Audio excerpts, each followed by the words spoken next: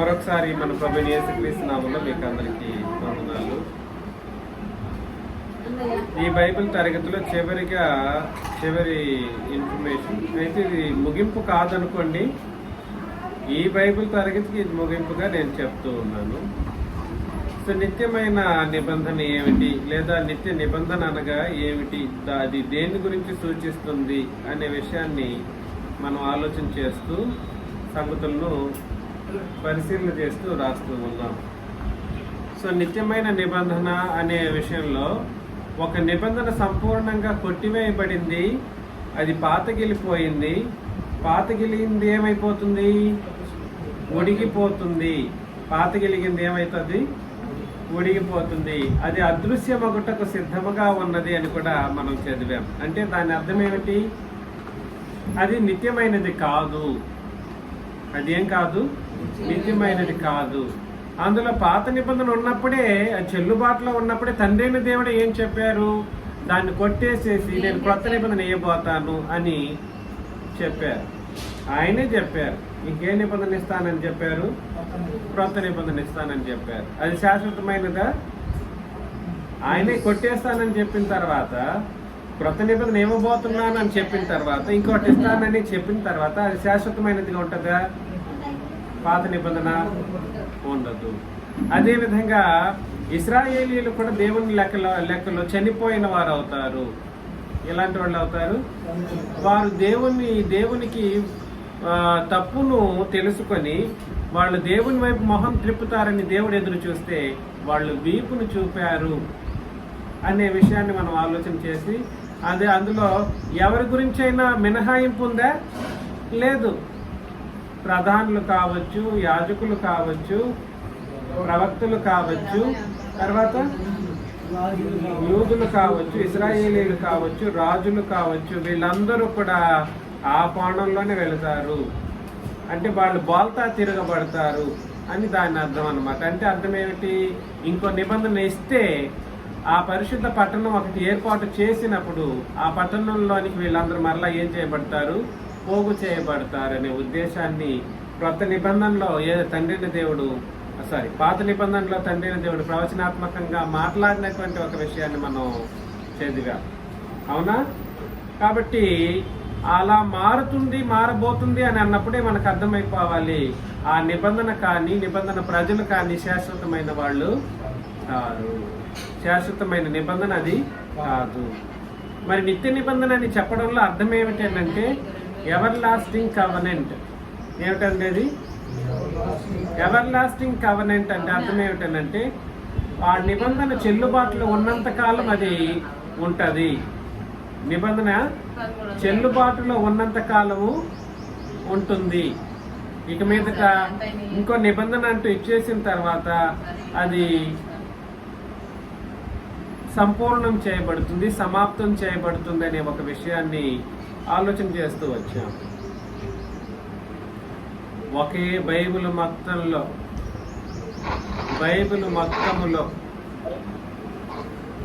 ఏం చెప్పాడనంటే, బైబిల్ మొత్తంలో eternal covenant అని ఉపయోగించబడిన ఒకే ఒక రెఫరెన్స్ హెబ్రీ పత్రిక 13వ అధ్యాయం 20వ వచనం. ఎటర్నల్ కవనెంట్ వేరు, ఎవర్ లాస్టింగ్ కవనెంట్ వేరు. హెబ్రీ 13:20-21. బైబిల్ మొత్తంలో ఎటర్నల్ కవనెంట్ అని రాయబడిన ఏకైక వచనం, లేదా నిత్యమైన నిబంధన అని ఒరిజినల్ గా చెప్పబడినటువంటి ఏకైక వచనం బైబిల్ మొత్తంలో ఇది ఒకటే. ఏప్రిల్కు 13:20-21. గొర్రెల గొప్ప కాపరి అని యేసు అని మన ప్రభువును నిత్యమైన నిబంధన సంబంధము అదిగోండి, అది ఎటర్నల్ కవనెంట్ అని రాయడం జరిగింది. ఎటర్నల్ అంటే ట్రాన్సెండింగ్ ద టైమ్స్, లేదా కాలమే లేని సమయానికి తీసుకెళ్ళగలిగినటువంటి నిబంధన. ఏంటిది? అది కాలమే లేని ప్రదేశానికి నిన్ను తీసుకెళ్ళగలిగినటువంటి నిబంధన ఏమిటనంటే నిత్యమైన నిబంధన. అది దేని ద్వారానంట? నిత్యమైన నిబంధన సంబంధమగు రక్తమును బట్టి. కాబట్టి క్రీస్తు యేసు యొక్క రక్తము నిత్యమైన నిబంధన సంబంధమైన రక్తం. క్రీస్తు రక్తం ఎట్లాంటి రక్తము? నిత్యమైన నిబంధన సంబంధమగు రక్తమును బట్టి మృతులలో నుండి లేపిన సమాధానకర్తయగు దేవుడు యేసుక్రీస్తు ద్వారా తన దృష్టికి అనుకూలమైన దానిని మనలో జరిగించుచు ప్రతి మంచి విషయంలోనూ తన చిత్త ప్రకారము చేయుటకు మిమ్మల్ని సిద్ధపరచును గాక. యేసుక్రీస్తుకు యుగ యుగములకు మహిమ కలుగును గాక, ఆమేన్ అని అన్నాడు. ఎవరికి యుగ యుగములకు మహిమ? కాబట్టి పాత నిబంధనలో పరిస్థితులను బట్టి చూసినప్పుడు తండ్రిని దేవుడు లేదా యెహోవాకి మాత్రమే ఈ మాటలు ఉపయోగించడం మనం చదువుతూ ఉంటాం. ఆయనకి మహిమ కలుగును గాక, అవునా కాదా? దేవునికి, యెహోవాకు అనే పదజాలాలు ఉపయోగించడం మనం చూస్తుంటాం. ఇక్కడ క్రొత్త నిబంధనలో ఒక తండ్రికి మాత్రమే కాదు, ఎవరికి కూడా మహిమ కలిగించేటట్లుగా మనం కార్యాలు జరిగించాలి. ఇది ఎంతకాలం? యుగ యుగములకు. యుగ యుగముల కంటే అర్థమేమిటి? శాశ్వతము. యుగ యుగములు అన్నా, శాశ్వతము అన్నా, నిత్యత్వము అన్నా ఒకటే. అందుకని నేనేం చెప్పడానికి ప్రయత్నం చేస్తున్నానంటే, గొర్రెల గొప్ప కాపరైన యేసు అని మన ప్రభువును నిత్యమైన నిబంధన సంబంధమైన రక్తమును బట్టి మృతుల్లో నుండి లేపిన సమాధానకర్తయగు దేవుడు. ఆయన లేపిన వారు ఎవరు? దేన్ని బట్టి లేపారు ఆయన్ని? నిత్యమైన నిబంధన సంబంధమగు రక్తమును బట్టి లేపారంట. కాబట్టి క్రీస్తు యొక్క పునరుత్థానం, మరణంలో నుండి ఆయన సిలువలో చనిపోయారు, 3 రోజులు సమాధి చేయబడ్డారు. 3వ రోజు ఆయన లేపబడినప్పుడు తండ్రి చేత లేపబడ్డారు. అది దేన్ని బట్టి లేపారంటే, ఇదిగోండి మీరు నేను అనుకుంటున్నట్టు ఆయన సంపూర్ణంగా ధర్మశాస్త్రాన్ని నెరవేర్చినందుకు కాదు లేపబడింది. ఎలాగా? పాత నిబంధన నెరవేర్చి నీతిమంతుడు అయినందుకు కాదు. మరి దేన్ని బట్టి లేపబడ్డారు? నిత్యమైన నిబంధన సంబంధమగు రక్తమును బట్టి ఆయన లేపబడ్డారనమాట. అంటే క్రీస్తు యొక్క పునరుత్థానం ఏ నిబంధనకు సంబంధించింది? ఏంటండి? క్రీస్తు యొక్క పునరుత్థానం ఏ నిబంధనను బట్టి జరిగింది అని అంటే, క్రొత్త నిబంధనను బట్టి. ఏ నిబంధన బట్టి? క్రొత్త నిబంధనను బట్టి. ఇది మనకు అర్థం కావాలి. దీంట్లో ఈ విషయంలో నిత్యమైన నిబంధన సంబంధమైనటువంటి రక్తం ఏదైతే ఉందో, ఆయన మృతుల్లో నుండి లేపినటువంటి పరిస్థితిని బట్టి మనమందరం ఎలా ఉండాలో చెప్పాడు. ప్రతి మంచి విషయంలో తన చిత్త ప్రకారం చేయటకు మిమ్మల్ని సిద్ధపరచును గాక. కాబట్టి మనం ఏది చేసినా, ఏ మంచి కార్యం చేసినా, ఏ నిబంధనలను బట్టి మనం చేయాల్సినటువంటి పరిస్థితి ఉంది. ఏంటి? కొత్త నిబంధనలు బట్టి చేయాలా? అవును. నీ బ్రతుకు జీవిస్తున్నావని అంటే, what is the covenant that is entitled for you to do the all good works. ఏ మంచి క్రియలన్నా చేయటానికి మీరు దేని ప్రకారం జరిగించాలి? What is the covenant that you are suppose to do it with? ఏ నిబంధన బట్టి జరిగించాలి? క్రొత్త నిబంధనను బట్టి. క్రొత్త నిబంధనను బట్టి చేస్తేనే దేవుని దృష్టికి అనుకూలమైనదిగా ఉంటది. నువ్వు ఆరాధన చేస్తావా, ప్రార్థన చేస్తావా, మోకరిస్తావా, లేదనంటే పాటలు పాడుతావా, ఇంకేదైనా దైవ కార్యక్రమాలు చేస్తావా, లేదా ఎవరికైనా సహాయం చేస్తావా?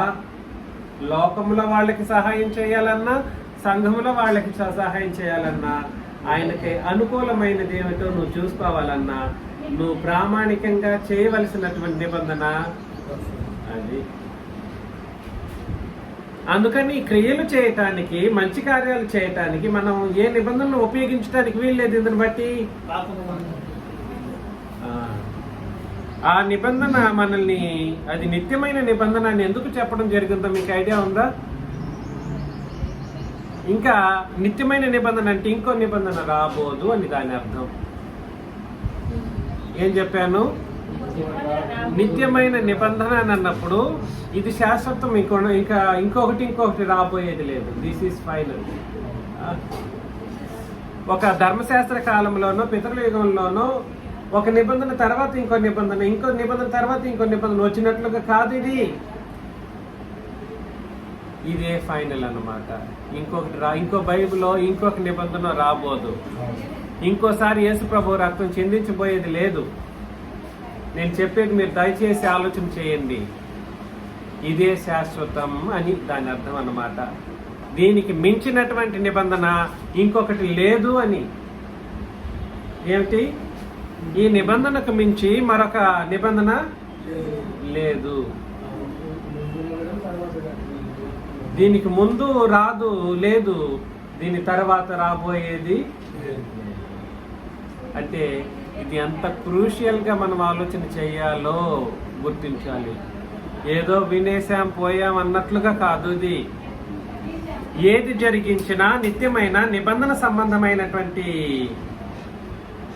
రక్తమును బట్టి మాత్రమే మన కార్యకార్యాలు కార్యకలాపాలు అనేవి ఉండాల్సినటువంటి పరిస్థితులు ఉన్నాయి. ఇంకో నిబంధన రాబోదు, ఇంకో రాజ్యము రాబోయేది లేదు. ఇదే ఫైనల్ రాజ్యం.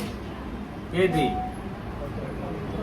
క్రొత్త నిబంధన రాజ్యమే ఫైనల్ అన్నమాట. ఇంకో నిబంధన రాజ్యం అనేది రాబోయేది లేదు. ఇంకో సంఘం రాబోయేది లేదు. ఆ సంఘానికి ఇంకో నిబంధన రాబోయేది లేదు. అందుకని ఇది కాలాతీతమైన నిబంధన. ఏది? కాలాతీతమైనది. ఇది నిన్ను నరకం నుండి తప్పించి పరలోకంలో నిన్ను పెట్టి యుగయుగాలు బ్రతికింపజేసే నిబంధన. కాబట్టి అదేం నిబంధన? అది క్రొత్త నిబంధన, నిత్యమైన నిబంధన, క్రీస్తు యొక్క రక్త నిబంధన. ఏ నిబంధన? క్రీస్తు రక్త నిబంధన. 1 కొరింథీ 11:25లో మనకు తెలిసిందే. 1 కొరింథీ 11:25.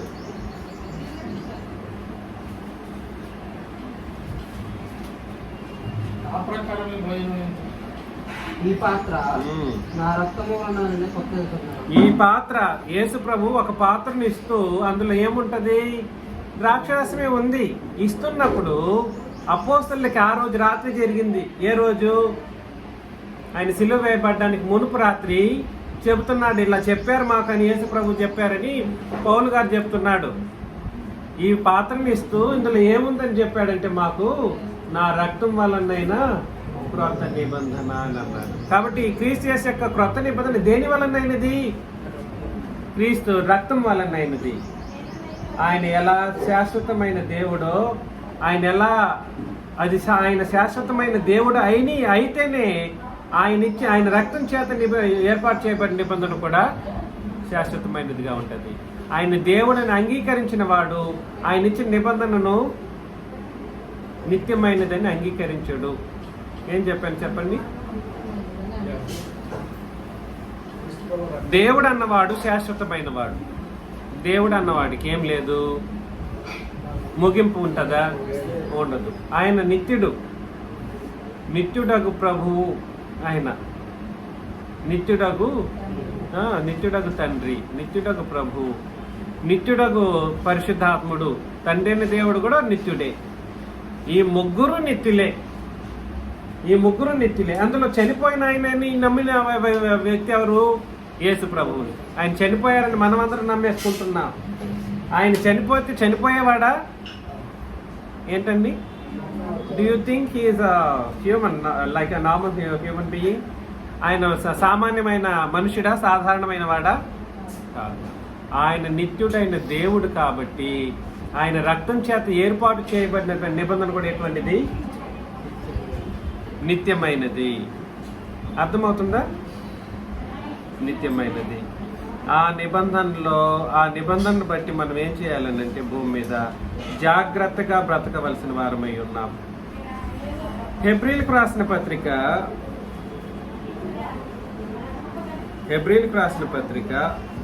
6వ అధ్యాయం 13 నుండి 20 వచనాలను చదివినప్పుడు, దేవుడు అబ్రహాములకు వాగ్దానం చేసినప్పుడు తనకంటే ఏ గొప్పవాని తోడు అని ప్రమాణము చేయలేకపోయిన కనుక తన తోడు అని ప్రమాణము చేసి నిశ్చయముగా నేను నిన్ను ఆశీర్వదింతును, నిశ్చయముగా నిన్ను విస్తరింపజేతును అని చెప్పింది. అవును. ఆ మాటను నమ్మి అతడు ఓర్పుతో సహించి ఆ వాగ్దాన ఫలం పొందినని అన్నాడు. అంటే అర్థం ఏమిటి? పరలోకం వెళ్ళిపోయాడనా? ఇక్కడ చెప్పబడిన వాగ్దాన ఫలం ఏమిటి? ఇస్సాకును కనడం. దేవుడు ఏం చెప్పారంటే ముందుగానే చెప్పాడు, నీకు నేను సంతానం ఇస్తానని చెప్పారు, వాగ్దానం చేశారు. అవునా? ఆ వాగ్దాన ఫలాన్ని అతను ఏమయ్యాడు? పొందాడా లేదా? దాని గురించి చెప్తున్నాడు, అంతేగాని పరలోకం గురించి కాదు. తర్వాత 16 మనుషులు తమ కంటే గొప్పవాని తోడు అని ప్రమాణము చేతురు, వారి ప్రతి వివాదములోను వివాదాంశము పరిష్కారం చేయనది ప్రమాణమే. ఈ విధముగా దేవుడు ప్రమాణం చేసి మాట్లాడుతున్నాడు, కానీ ఆయన చెప్పేటప్పుడు ఆయన కంటే గొప్పవాడని చెప్పలేకపోతున్నాడు, ఎందుకంటే ఆయనే గొప్పవాడు.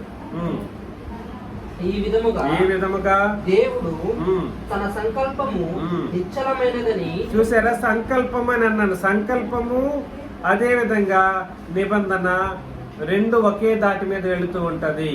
ఆ సంకల్పము నిశ్చలమైనదని, ఆ వాగ్దానములకు వారసులైన వారికి మరీ నిశ్చయముగా కనపరచవలనని ఉద్దేశించిన వాడై తాను అబద్ధమాడజాలని నిశ్చలమైన రెండు సంగతులను బట్టి మన ఎదుట ఉంచబడిన నిరీక్షణను చేపట్టుటకు. కాబట్టి అబద్ధమాడజాలని నిశ్చలమైన రెండు సంగతులను బట్టి అని అన్నాడు. ఏంటి నిశ్చలమైనవి? నిశ్చలము ఇజ్ ఈక్వల్ టు నిత్యము. నిశ్చలం అన్నా నిత్యము అన్నా ఒకటే. రెండు సంగతులు అంట. ఆ రెండు సంగతులు నిశ్చలమైనవంట. ఏంటంటివి? రాజ్యము, నిబంధన. అది కాబట్టి అబద్ధమాడజాల నిశ్చలమైన రెండు సంగతులలో ఒకటి నిత్య రాజ్యం. ఏమిటి? నిత్య రాజ్యం. రెండవది ఏమిటి? నిత్య నిబంధన. ఒకటేమిటి?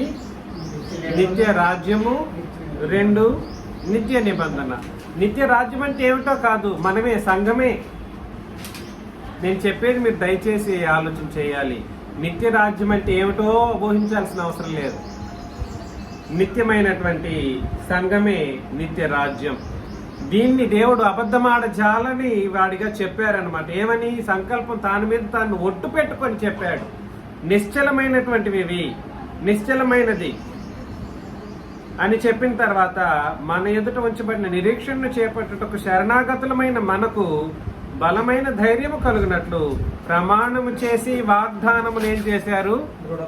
దృఢపరిచను. ఆయన ప్రమాణం చేయడంతో పాటే కాదు, వాగ్దానం కూడా చేశారంట. ఇదిగోండి, ఈ నిత్య రాజ్యంలో ఉంటే ఆ నిత్య రాజ్యానికి నిత్య నిబంధన నేను ఇచ్చాను కదా, ఈ రెండింటిని బట్టి మీరు ఏం చేస్తారంటే నిత్య స్వాస్థ్యములోనికి ప్రవేశిస్తారు అని అన్నారు. దేంట్లోనికి? అది అక్కడ అది చదివేద్దాం. మన ఎదుట ఉంచబడిన నిరీక్షణను చేపట్టుటకు శరణాగతులమైన మనకు బలమైన ధైర్యం కలిగినట్లు ప్రమాణం చేసి వాగ్దానమును దృఢపరచెను. ఈ నిరీక్షణ నిశ్చలమును. అది కూడా నిరీక్షణ అంటే ఏమిటి? పరలోకం లేదా నిత్య స్వాస్థ్యము. ఈ నిరీక్షణ నిశ్చలమును స్థిరమునై మన ఆత్మకు లంగరు వలె నుండి తెర లోపల ప్రవేశించుచున్నది అని అన్నాడు. అంటే అర్థమేమిటి? ఎవరైతే నిత్య రాజ్యములో నిత్య నిబంధనను పాటించుకుంటూ ఉంటారో వాళ్ళకి నిశ్చలమైనటువంటి నిరీక్షణ ఉంటుంది, లేదా నిత్య నిరీక్షణ అనేది ఉంటుంది. ఆ నిత్య నిరీక్షణ ఏమిటనంటే పరలోకం. నిత్య నిరీక్షణ ఏమిటి? పరలోకము. కాకపోతే మన ఆత్మకు లంగరు వల్లే ఉండి ఈ నిరీక్షణ నిశ్చలమును స్థిరమునై మన ఆత్మకు లంగరు వల్లే నుండి తెర లోపల ప్రవేశించుచున్నదంటే అర్థమేమిటి? మీరు ఎప్పుడు కూడా నిత్య రాజ్యం నుండి బయటకు వెళ్ళకూడదు. నిరీక్షణ నిశ్చలం కాబట్టి పరలోకం నిశ్చలం, శాశ్వతమైనది. అందులోకి ప్రవేశించాలనంటే ఈ నిత్యరాజ్యం నిన్ను వదిలిపెట్టదు, అదేవిధంగా నీ నిత్య నిబంధన నిన్ను వదిలిపెట్టదు. ఇవి రెండు ఏం చేస్తుంటాయంటే ఈ తెర లోపలికి లాగుతానే ఉంటాయి అన్నమాట. ఎందుకు వెళ్ళిపోతావు? నేను నిశ్చలమైనటువంటి రాజ్యాన్ని ఇస్తున్నాను కదా, నిశ్చలమైనటువంటి నిరీక్షణ ఇస్తున్నాను కదా. అర్థమవుతుందని నేను చెప్పేది. అందుకని లంగరు వలె, మన ఆత్మకు లంగరు వలె నుండి తెర లోపలికి ప్రవేశిస్తూ ఉందంట. నిరీక్షణ నిన్నేం చేస్తుందంటే లంగరు వలె లాగుతూ ఉంటుంది. ఈ రాజ్యంలోనే ఉండాలి, నిత్య రాజ్యంలో. ఏ రాజ్యంలో? ఇశ్రాయేలు రాజ్యం ఏమైపోయింది?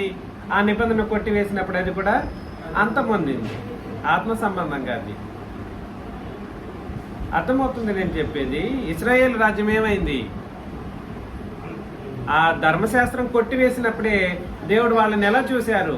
మృతులుగా చూశారు. ఇశ్రాయేలీలందరూ ఏమైపోయారు? మృతులైరి అని మనం చదివాం రోమా 7:4. అవునా కదా? క్రీస్తు శరీరమందు ధర్మశాస్త్రమును బట్టి ఇశ్రాయేలీలందరూ ఏమైపోయారు? మృతులయ్యారు. అయితే ఇది నిత్యమైన రాజ్యంలో నిత్య నిబంధనను బట్టి మనం ఉంటే నిశ్చలమైనటువంటి నిరీక్షణను కలిగి ఉంటాం. అది లంగురు వలె లాగుతూ ఉంటుంది. అయ్యో, ఈ నిబంధనలు తప్పిపోతే మనం అక్కడికి వెళ్ళలేము, నిశ్చలమైన నిరీక్షణను కోల్పోతామని భయపెట్టి నేను లాగుతూ ఉంటుంది. అర్థమవుతుందా? అందుకని ఈ రెండింటిని బట్టి మనం బ్రతకవలసినటువంటి వారముగా ఉన్నాము. కాబట్టి ఈ క్రొత్త నిబంధన నిత్యమైన నిబంధన అని చెప్పడానికి కారణంలో ప్రథమమైనది ఏమిటండి? కారణాలు చెప్తున్నాను. క్రీస్తు రక్తాన్ని బట్టి ఆ నిబంధన ఏర్పాటు చేయడం జరిగింది.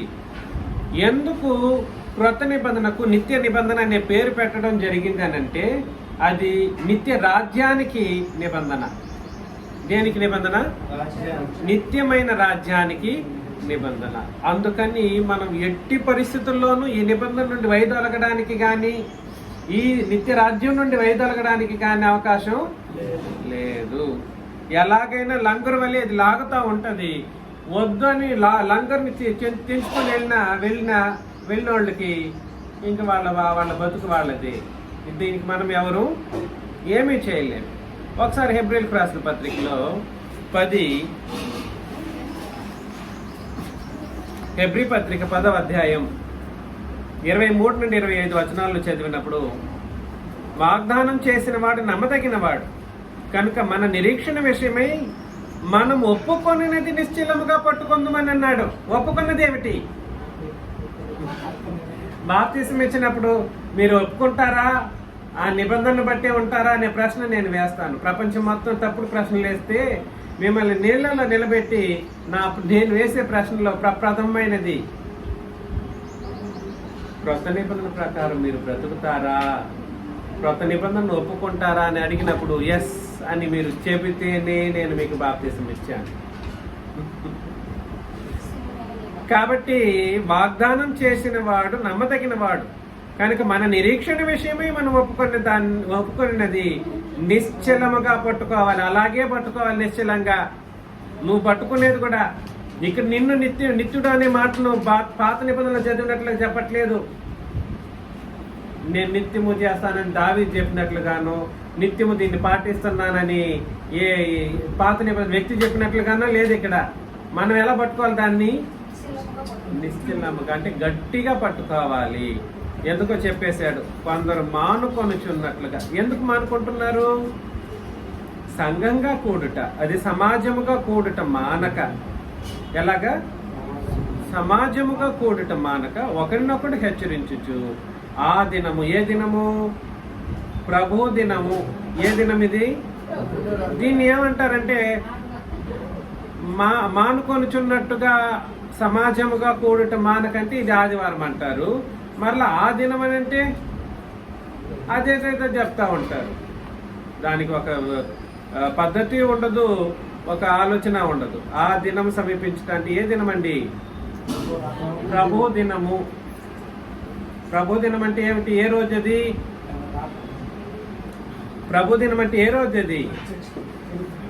క్రీస్తు యొక్క రాకడ రోజు, చివరి రోజు, ఆ దినం సమీపించుట కొలది, మీరు చూచుట కొలది మరి ఎక్కువగా అలాగ చేయొచ్చు. ఎలాగ చేయొచ్చు? సమాజముగా కూడుకొని. ఎందుకంటే సమాజముగా కూడటం అనేది చాలా ఇంపార్టెంట్. ఇవాళ ఎంత ఆత్మీయంగా ఉన్నామో ఇక్కడ నుండి సమాజంగా కూడి అయిపోయిన తర్వాత మన యొక్క జీవితం తిరిగి యథావిధంగా లోకంలో కలిసిపోయేటటువంటి పరిస్థితుల్లో వెళ్ళిపోతుంది. మనకు అంత ఎఫెక్టివ్గా ఇంత ధైర్యంగా ఉండాలన్నట్లుగా ఉండదు.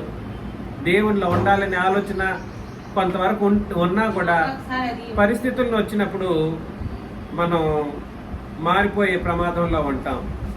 అందుకని ఆ దినము సమీపించడం మీరు చూసిన కొలది మరి ఎక్కువగా అలాగ చేయొచ్చు. ప్రేమ చూపుటకును సత్కార్యములు చేయుటకును ఒకరినొకడు పురికొల్పవలెనని ఆలోచించము. కానీ ఇక్కడ పరిస్థితి ఏమిటంటే కొంతమంది ఏం చేస్తుంటారు? దేనికి పురికొల్పుతారు?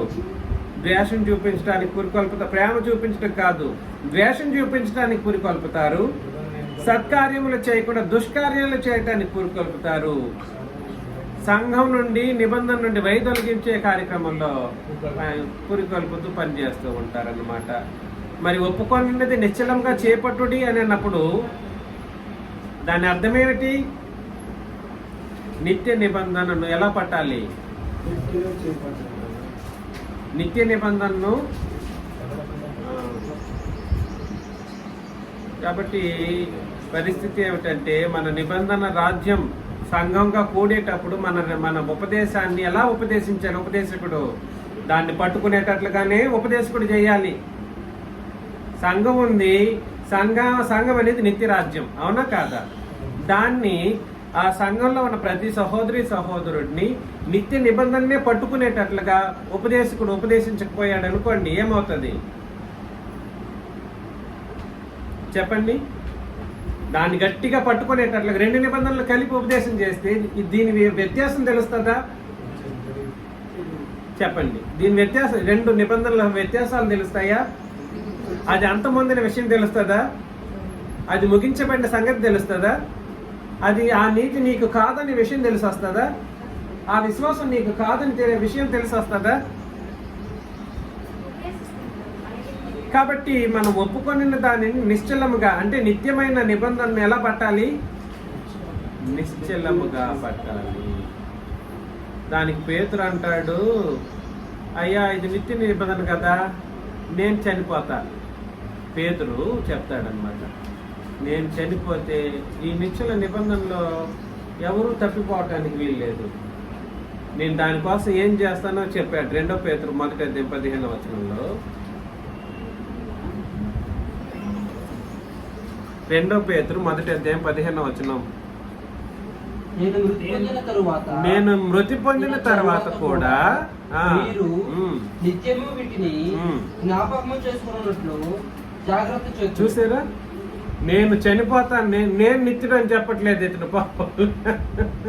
నేను చనిపోయిన సంఘానికి కావలసినటువంటి నిత్య ఉపదేశం ఏమై ఉండాలి? నిత్య నిబంధన నిత్యము ఏం చేయబడాలండి? నీకు జ్ఞాపకం చేయాల్సిన ఉపదేశం ఒకటంటూ ఉంటే నేను జాగ్రత్త చేతునంటే ఎలా జాగ్రత్త చేశాడండి?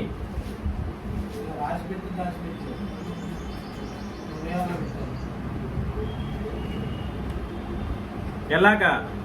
రాసి పెట్టారు. అర్థమవుతుంది? జాగ్రత్త చేతున అనేది దేన్ని సూచిస్తుంది? రాతరూపకమైనటువంటి డాక్యుమెంటేషన్. అందుకని నిత్య నిబంధన మనం ఎవరు అంత సులభంగా ఆలోచన చేయటానికి కుదిరేది కాదు. అపోస్తులు ప్రాణం పోయినా కూడా కాపాడిన నిబంధన ఏ నిబంధన అంటే అది ఏ నిబంధన కాపాడారు? కొత్త నిబంధనను కాపాడారు. మేము పోయినా పర్లేదు, మీకోసం జాగ్రత్త చేసి పెట్టారు. మీరు దాన్ని ఎలా పాటించాలి? నిత్యము వీటినే జ్ఞాపకం చేసుకోండి. దేన్ని జ్ఞాపకం చేసుకోవాలి? వద్దు ధర్మశాస్త్రం కూడా కావాలంటే ఎవరు వద్దన్నది? లేదా మాకు పాత నిబంధన కూడా కావాలి, అది కూడా నిత్యమైన దాన్ని నువ్వు అనుకుంటావా? అప్పుడు దీన్ని నువ్వేం చేసావు? తృణీకరించావు. దేన్ని తృణీకరించారు? క్రొత్త నిబంధన తృణీకరించారు. పోతానంటే పోయి ఎవరికి ఇప్పుడు నాకేమన్నా ఇదా? అందుకని నేనేం చెప్పడానికి ప్రయత్నం చేస్తున్నానంటే, నిత్య నిబంధనను పాటించే వాళ్ళు ఎల్లప్పుడూ నిత్య నిబంధననే ఏం చేయాలి? జ్ఞాపకము చేసుకోవటానికి మనం కూడా జాగ్రత్త పడాలి. దాన్ని మనం ఎల్లప్పుడూ ఏం చేయాలి? ధ్యానించుతూ భూమి మీద బ్రతకాలి. కాబట్టి ఈ విషయాలు గుర్తుపెట్టుకోండి. క్రొత్త నిబంధన, నిత్య నిబంధన, అది క్రీస్తు యొక్క రక్త నిబంధన. ఈ రక్త నిబంధన ఎవరికి అని అంటే నిత్య రాజ్యంలో ఉన్న వాళ్ళకి. ఎవరికి? నిత్య రాజ్యంలో. ఈ రాజ్యం నిత్యమైనది కాబట్టి నిత్యమైన రాజ్యానికి నిత్య నిబంధన అవసరం. రాజ్యం నిత్యమైనది కాబట్టి ఈ రెండింటినీ దేవుడు ఏం చేశాడంటే సంకల్పించాడు. ఏ రెండింటిని? నిత్య రాజ్యాన్ని, నిత్య నిబంధనలు. ఈ రెండింటిని దేవుడు ఏం చేశాడు? ఈ రెండింటినే శరణాగతులు అవ్వాలి. మనం అంటూ శరణాగతులు అంటే అర్థం ఏమిటి? నీకు వేరే దారి లేదురా బాబు, నువ్వే నాకు శరణం అని నువ్వు ఎప్పుడు అనుకుంటావో అప్పుడు ఎక్కడికి వెళ్ళాలి? నువ్వు నిబంధన దగ్గరికి పరిగెత్తుకుంటురా. ఇదిగో నిబంధన దగ్గరికి వస్తాను అనుకుంటున్నావు. చాలా మంది ఏమంటారంటే మేము అదే నిబంధన అండి. ఎలాగా? ఏంది నువ్వు పాటించే నిబంధన? నిబంధన అంటేనే తెలియనివాడివి. ఇప్పుడు ప్రతి ఒక్కడు నిబంధన, క్రొత్త నిబంధన, క్రొత్త నిబంధన అంటాడు. ఇప్పుడు పూసేసుకుంటే సరిపోతుందా? పోతా పైన ఇప్పుడు క్రొత్త నిబంధన పూతలు పోసుకుంటే అవుతుందా? దాని మీద సంఘం కట్టబడాలి. ఆ నిబంధననే ఉపదేశం చేసి నువ్వు సంఘాన్ని ఏర్పాటు చేసుకోవాలి. దాని ప్రకారం భూమి మీద జీవించాలి. దాని ప్రకారం కార్యక్రమాలు జరిగించాలి. కాబట్టి ఈ రాజ్యము నిత్య రాజ్యము. ఈ నిత్య రాజ్యానికి నిత్య సువార్త ఖచ్చితంగా తెలిసి ఉండాలి. తెలియకుండా నువ్వు అందుకని సంఘం కట్టబడ్డానికి వీలు లేదు అంటాను నేను. నీ బాప్తిసం ఏ నిబంధన బట్టి అని అడగడానికి కారణం ఏమిటంటే నువ్వు నిత్య సువార్తను విని ఉంటే అప్పుడు ఏం చేయడానికి అవకాశం ఉంది? నిత్య రాజ్యంలో ప్రవేశించడానికి అవకాశం ఉంది. కాబట్టి నిత్య నిబంధనలో నిత్య రాజ్యం ఎంత గొప్పదో దాంట్లో ప్రవేశించడానికి నిత్య సువార్త అంత గొప్పది. ప్రకటన గ్రంథంలో 14వ అధ్యాయం 6వ వచనం. ప్రకటన గ్రంథం 14:6. అప్పుడు మరి ఒక దూతను చూచితిని. అతడు భూనివాసులకు అనగా, అక్కడ భూనివాసులు అంటే ఎవరో చెబుతున్నాడు చూసుకోండి. భూనివాసులు అనగా ఎవరు? ప్రతి జనములకు, ప్రతి వంశమునకు, ఆయా భాషలు మాట్లాడే వారికి, ప్రతి ప్రజకును ప్రకటించినట్లు నిత్య సువార్త తీసుకొని ఆకాశ మధ్యమున ఎగురుచుండెను. చూసారా? నిత్య సువార్త ఎవరికండి? భూనివాసులకు. అంటే అర్థం ఏమిటి? సర్వలోక జనానికి. అందుకనే మార్క్స్ వార్త 16:16లో ఏమని చదువుతాం?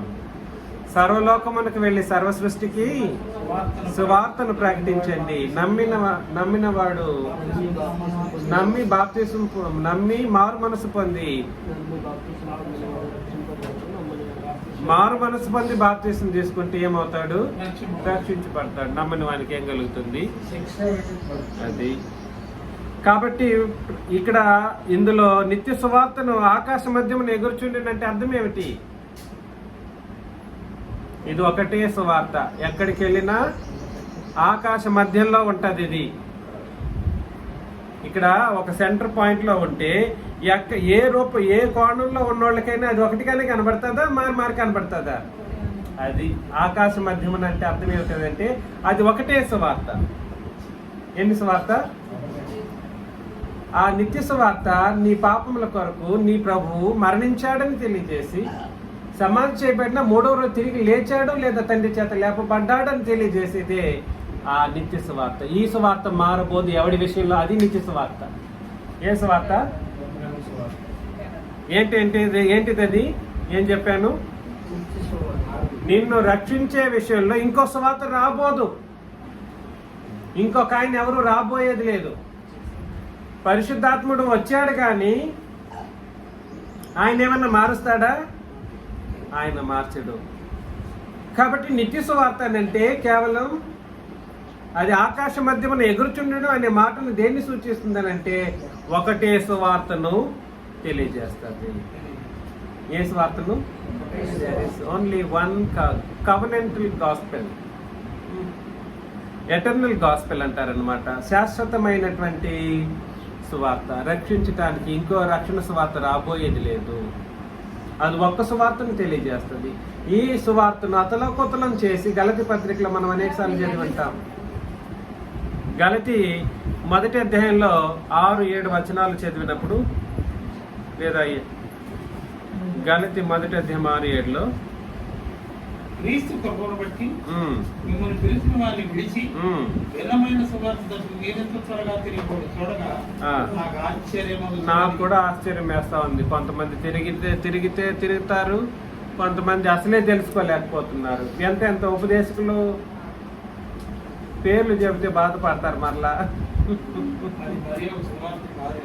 వాళ్ళకి సువార్త అనుకుంటూ ఈ నిత్య సువార్త ఏమిటో తెలుసుకోకుండా ఉపదేశాలు, సువార్త మహాసభలు అంటారు. ఏమిటి? సువార్త తెలీదు, సువార్త మహాసభలు. తిరిగి అక్కడ ఎవరు ఉంటారంటే వాళ్ళే ఉంటారు, సంఘం వాళ్ళు అంటారు. వాళ్ళ మళ్ళా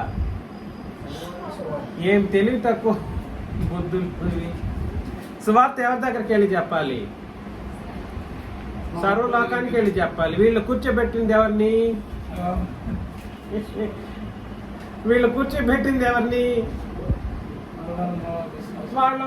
వాళ్ళని విశ్వాసులు అనుకుంటున్నారు. వాళ్ళని కాదు నువ్వు సువార్త చెప్పాల్సింది. వాళ్ళకి సువార్త ఎవరికి చెప్పాలి? సర్వలోకానికి వెళ్ళాలి చెప్పాలి. అందుకని ఆలోచన చేయండి. అంటే ఎంత ఒక మూర్ఖమైనటువంటి నాన్ సెన్సికల్ విధానంలో మనుషులు ఉన్నారు మనకు అర్థమైపోతుంది అన్నమాట. చదవండి గలతి 8:9. చెరుపగోరి కొందరున్నారు. మేము నీకు ప్రకటించిన సువార్తను గాక మరి ఒక సువార్తను నీవైనను పరలోకము నుండి వచ్చిన ఒక దూతైనను నీకు ప్రకటించిన యెడల అతడు శాపగ్రస్తుడవును గాక. కాబట్టి దేనికి అది మూలం? క్రొత్త నిబంధన ఒకటే సువార్తను వినకుండా ఒకవేళ మీలో ఎవరైనా క్రొత్త నిబంధన సువార్తను విన్న తర్వాత ఇంకేదైనా సువార్తను విని ఇంకో బాప్తిస్మం ఏమైనా తీసుకున్నారనుకోండి, అది దేనికి కారణం? శాపానికి కారణం. దేనికి కారణం?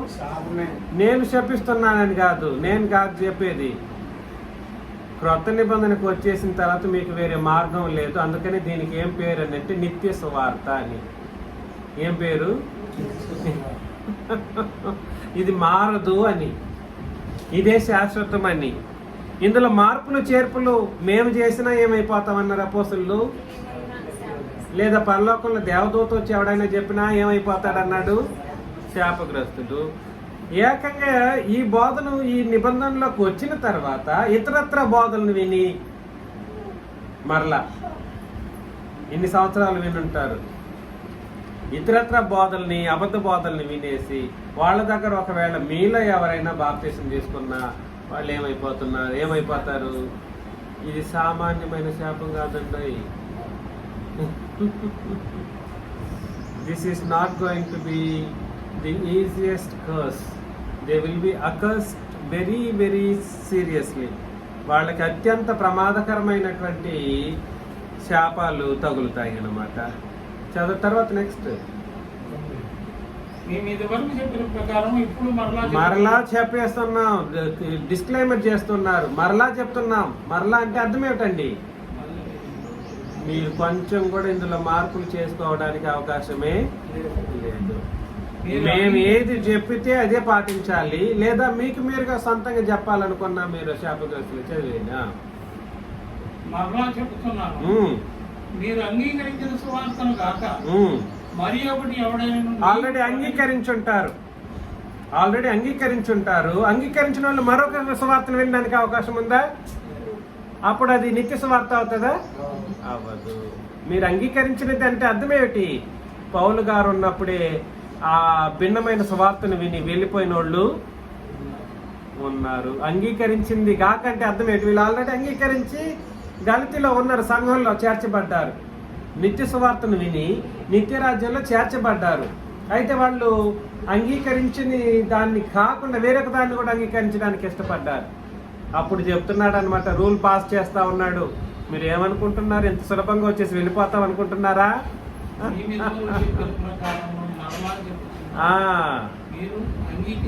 అంగీకరించిన సువార్తను గాక ఆల్రెడీ అంగీకరించి వచ్చారు, దీన్ని గాక మరొక సువార్తను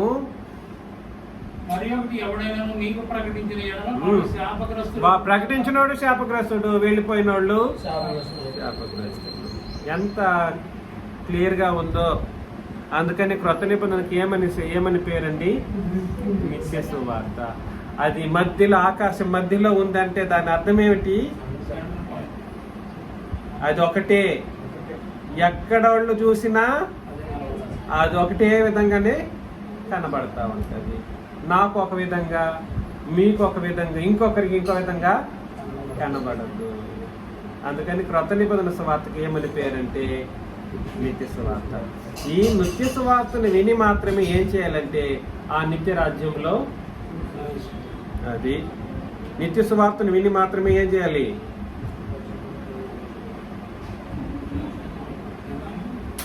ఏంటండి? నిత్య సువార్తను విని ఏం చేయాలి? మనుషులు, పరిశుద్ధులం ఏం చేయాలి? నిత్య సువార్తను విని నిత్య రాజ్యంలో ప్రవేశం పొందాలి. అప్పుడు ఆ మనిషి ఎక్కడున్నాడంటే నిత్య నిబంధనలో ఉన్నాడు అని అర్థం అన్నమాట. చూసారా? రాయొచ్చు. నిత్య రాజ్యంలో, నిత్య సువార్తను విని నిత్య రాజ్యంలో ప్రవేశం పొంది, తర్వాత పొందితే ఎక్కడుంటాడు వాడు? నిత్య నిబంధనలో ఉన్నాడు అని. ఎలా ఉన్నాడు చూడండి.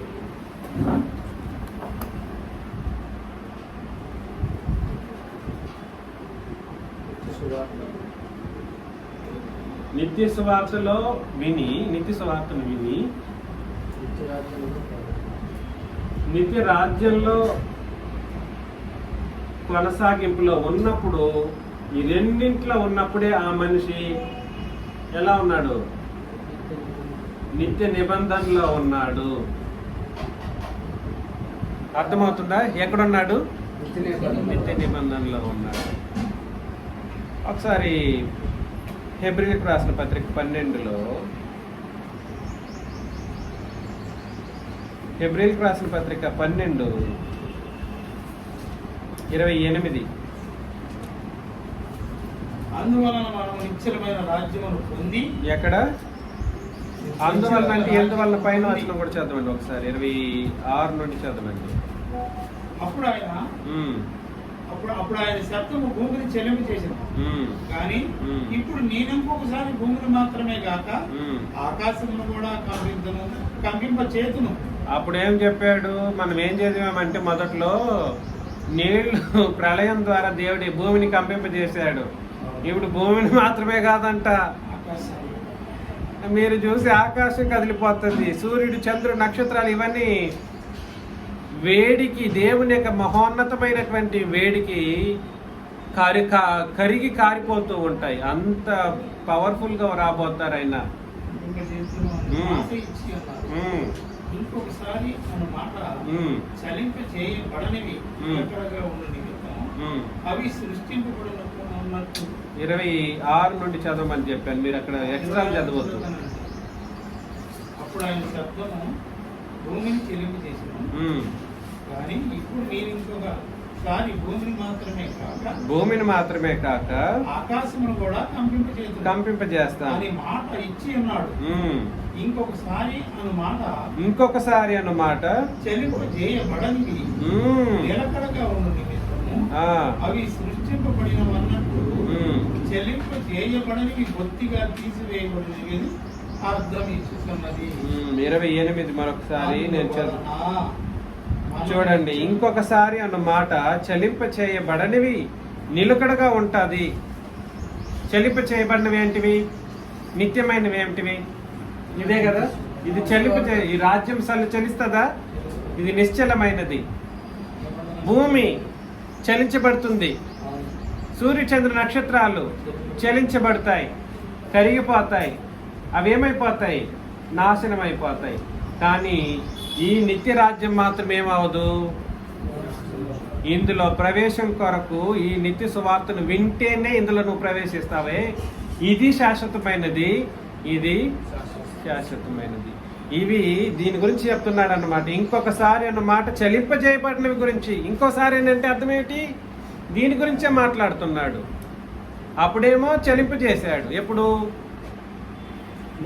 నోవహు దినములలో చలింపచేశాడు. ఇంకోసారి అని అంటున్నాడనంటే ఇంకా భూమి ఉండబోదు. ఏముండబోదు? ఇక మీదట భూమి అనేది ఉండబోయేది లేదు.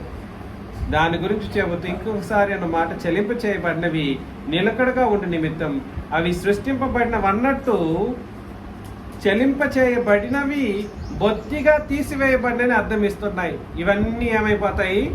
బొత్తిగా తీసివేయబడతాయి. అందువలన మనము నిశ్చల రాజ్యము చూసారా? ఏ రాజ్యం ఇది? నిత్య రాజ్యం అన్నా నిశ్చల రాజ్యం అన్నా ఒకటే. నిశ్చల రాజ్యము పొంది దైవ కృప కలిగి ఉందము. ఆ కృప కలిగి వినయ భయభక్తులతో దేవునికి ప్రీతికరమైనటువంటి సేవ చేయుదము. ఇయాలి అనగా మన దేవుడు దహించు అగ్ని అయి ఉన్నాడు అని అన్నాడు అన్నమాట. కాబట్టి ఆయన దహించు అగ్ని నుండి కాపాడబడాలనంటే నిన్ను కాపాడగలిగేది రెండే రెండు. అవి నిశ్చలమైనవి. ఒకటి నిత్య రాజ్యము, రెండు నిత్య నిబంధన. ఎంత లక్కీ కదా మనం, ఎంత అదృష్టవంతులం కదా. ఏంటండి ఎంత అదృష్టవంతులం? చాలా తీవ్రంగా ఆలోచన చేయాలి. ఇది నిత్య సువార్త, నిత్య సువార్తని నిత్య రాజ్యంలో ఉన్నవాళ్ళు నిత్య నిబంధనలో నిలకడగా ఉండిపోతారు. నిలకడగా ఉంటేనే దైవ కృపను మనం పొందుకుంటాం. లేదంటే ఆ దహించు అగ్ని అయిన దేవుడు ఏం చేసేస్తాడు? ఆ సూర్యుడే దహిస్తుంది, సూర్యుడినే దహించేస్తాడంట. అబ్బా, సూర్యుడు ఏం చేస్తున్నాడు? దహిస్తాడు. ఈ దేవుడు ఏం చేస్తాడంటే ఆ సూర్యుడిని కూడా దహించేస్తాడు. ఆ దహనం నుండి మనం తప్పించబడాలి. దానికి ఏకైకమైన రెండు మార్గాలు, రెండు విషయాలు, రెండు సంగతులు ఏమిటి? ఒకటి నిత్య రాజ్యము, రెండు నిత్య నిబంధన. నిత్య రాజ్యము, నిబంధన. ఈ నిత్య రాజ్యంలో ప్రవేశానికి నిత్య సువార్త. ఎవరైతే ఈ విధంగా బ్రతుకుతారో వాళ్ళు మాత్రమే ఏమవుతారు? ఈ విధానంలో బ్రతికే వాళ్ళు నిత్య స్వాస్థ్యంలో ప్రవేశం పొందుతారు. ఎక్కడండి?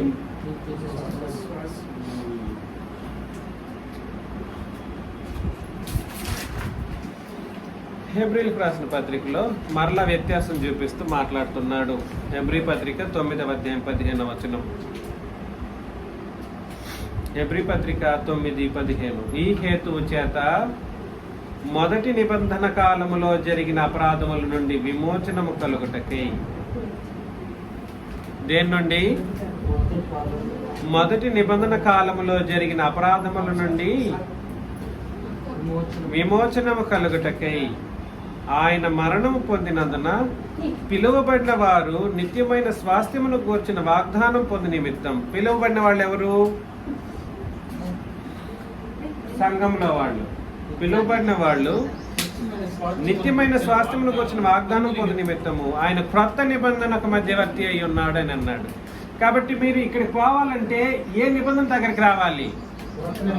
మొదటి నిబంధన కాదంట. మొదటి నిబంధన ఏమిటి? పాత నిబంధన లేదా ధర్మశాస్త్రం. దాని దగ్గరికి వెళ్తే కాదు నీకు నిత్య స్వాస్థ్యం వచ్చేది. నువ్వు ఇది పొందుకోవాలంటే నువ్వు వెళ్లాల్సింది ఏ నిబంధన? ఇది పొందాలంటే నిత్య స్వాస్థ్యమును చేయాలంటే క్రొత్త నిబంధనకి దాని కొరకే ఆయన మధ్యవర్తి అయ్యారంట. మనల్ని తీసుకెళ్తారు. ఆయన వచ్చి మధ్యవర్తి కదా, ఆయన వస్తారు. ఇదిగో నా రక్తం చేత నేను కడిగాను కదా. నా రక్తం ఏ నిబంధన?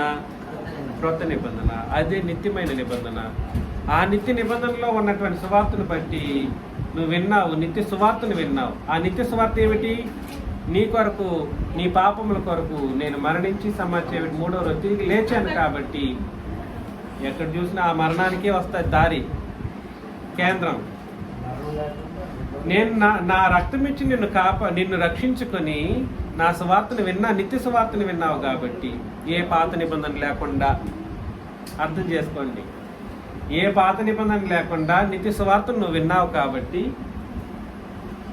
నిత్య నిబంధనను బట్టి నిత్య రాజ్యంలో నువ్వు ప్రవేశించావు. కాబట్టి రా, నేనే మధ్యవర్తిగా దిగి వచ్చాను, నిన్ను తీసుకెళ్లే బాధ్యత నాది అని నిత్య స్వాస్థ్యంలోని తీసుకెళ్తాడన్నమాట. ఇది మొదటి నిబంధన కాలంలో మొదటి నిబంధనను బట్టి జరిగేది కాదు, లేదా ధర్మశాస్త్రం ప్రకారం జరిగేది కాదు. ఆఖరికి ఆయన వెళ్ళింది ఏ నిబంధన బట్టి వెళ్ళారు అని చదివాము? ఈ నిత్య నిబంధనను బట్టే వెళ్ళారు. అవునా కాదా? యేసు ప్రభు పరలోకానికి ప్రవేశించారంటే ఏ నిబంధన బట్టి వెళ్ళారని? కాబట్టి అలాగా మనం అందరం ఇందులో స్థిరంగా ఉండాలి, నిశ్చలముగా గట్టిగా పట్టాలి. ఎలా పట్టాలి? ఉడుము పట్టు అంటారు, ఇంకేదైనా పట్టు అంటారు, అది మీ ఇష్టం. ఈ నిబంధనలో స్థిరంగా ఉండాలి. ఈ నిబంధన సంఘంలో స్థిరంగా, నేను నిబంధనలో స్థిరంగా ఉన్నానని చెప్పి సంఘానికి అవతల ఉన్నావు అనుకో, సంఘం ఎక్కడ పని చేస్తాం? నీకేం పని అక్కడ బయట? ఇది లేకుండా ఇది లేదు, ఇది లేకుండా ఇది లేదు. ఈ రెండు లేకుండా నీకు ఇది లేదు. అర్థం అవుతుందా నేను చెప్పింది మీకు? నిబంధన లేకుండా రాజ్యం లేదు, రాజ్యం లేకుండా నిబంధన లేదు. ఇవి రెండు లేకుండా ఇందులో ఏదో ఒకటి లేకపోయినా నీకు ఇది లేదు, లేదా రెండు లేకపోయినా లేదు. అలా మనం అందరం పరలోకం చేరాలని మిమ్మల్ని అందరినీ హెచ్చరిస్తూ ముగిస్తున్నాను. మీకు అందరికీ వందనాలు.